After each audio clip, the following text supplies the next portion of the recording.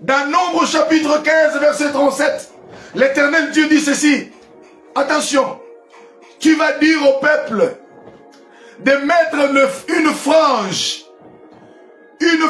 au bord de leurs vêtements.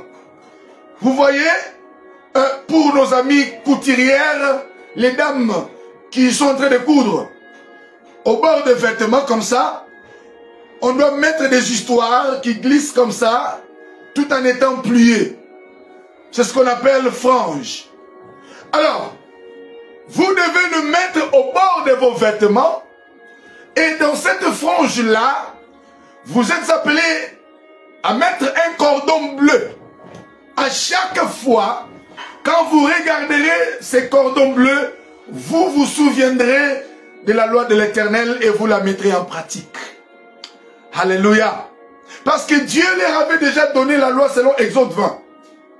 Maintenant, pour se souvenir de cette loi, chaque enfant d'Israël, de génération en génération, c'est sûr, même le Seigneur leur a dit, ils ont les franges au bord de leurs vêtements.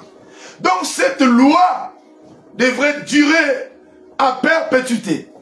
Mettre des franges et un cordon bleu. Afin que, s'ils regardent les cordons bleus, qu'ils se souviennent de la loi de l'Éternel. Afin de la mettre en pratique. Donc sans les cordons bleus, sans cette frange, ils vont oublier la loi de l'Éternel.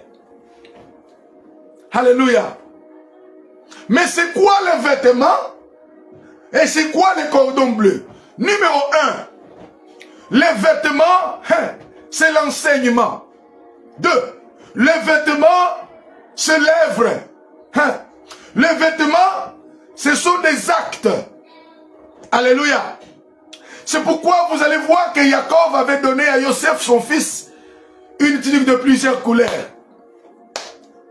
Même les filles du roi, quand elles étaient encore vierges, on leur donnait des tuniques multicolores. Alléluia. Donc quand la Bible parle de vêtements, elle parle des œuvres. Numéro 1, des œuvres. Elle parle aussi de l'enseignement.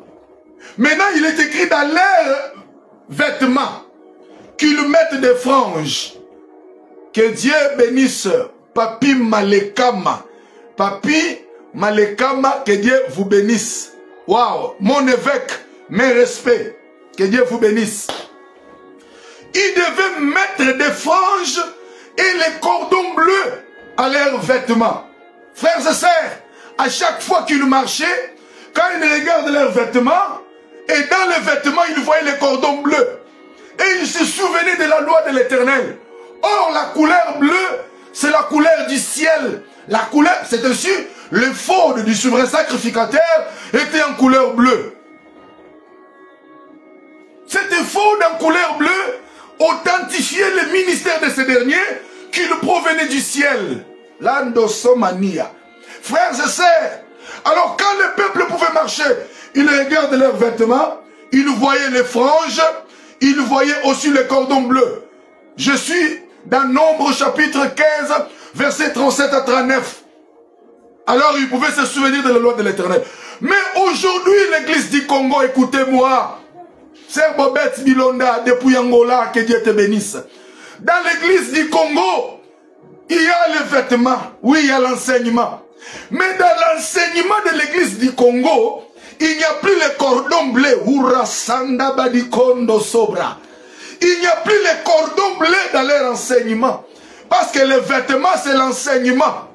Les vêtements, c'est l'enseignement. Dans l'enseignement qu'il donne, il manque les cordons bleus.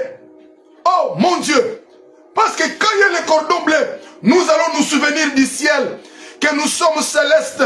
Nous ne sommes pas de la terre. Nous sommes des esprits qui sont partis de l'éternité, qui sont venus sur la terre en mission. Comme l'a toujours dit l'un de mes pères, l'apôtre Léopold. Frères et sœurs, nous sommes des esprits qui sont partis de l'éternité. Il faut que dans l'enseignement, dans les vêtements que nous avons, qu'il y ait les cordons bleus. Qu'il y ait les cordons bleus, les cordons bleus. Les cordons bleus nous rappellera du ciel. Nous rappellera, nous ne sommes pas de ce monde.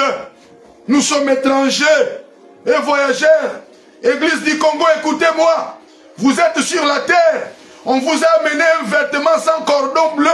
On vous enseigne des choses terrestres, mais des choses qui manquent l'aspect de l'éternité. Dans nos enseignements, délivrance le matin, délivrance le soir. Je ne suis pas contre la délivrance. Je suis parmi ceux que les gens utilisent pour chasser les démons. Je crois au miracle. Je crois au surnaturel. Mais ne mettons pas la charrue devant le bœuf. N'inversons pas l'ordre. Priorisons l'éternité. Nous avons des pasteurs païens, adultères, impudiques, bandits évangéliques. Un bandit évangélique, qu'est-ce qu'il va communiquer? Les gens qui viennent à l'église, ils n'ont pas fait l'expérience de la nouvelle naissance. Vous allez leur dire que Dieu te bénisse. Non, tu as béni un cadavre. La plupart d'églises sont remplies de morts. Et l'homme de Dieu se transforme en officier de pompe funèbre. Prédicateur de mort. Non, tu dois d'abord leur communiquer la vie. On communique la vie par la parole. Jacques dit, vous avez été régénérés par la sémence incorrectible qui est la parole de Dieu. C'est par la parole que les gens verront les jours. Jean chapitre 3, verset 3 à 5. La Bible déclare, nul, s'il est né de nouveau, ne peut voir le royaume de Dieu. Et Nicodème dit, mais comment devrais-je faire? Moi, un vieux, à mon âge, peut-être il avait 70 ans. Devrais-je rentrer dans le sein de ma mère? Et le maître, les rabouni, il dit, non, naître de nouveau, c'est naître d'eau et d'esprit. Alléluia.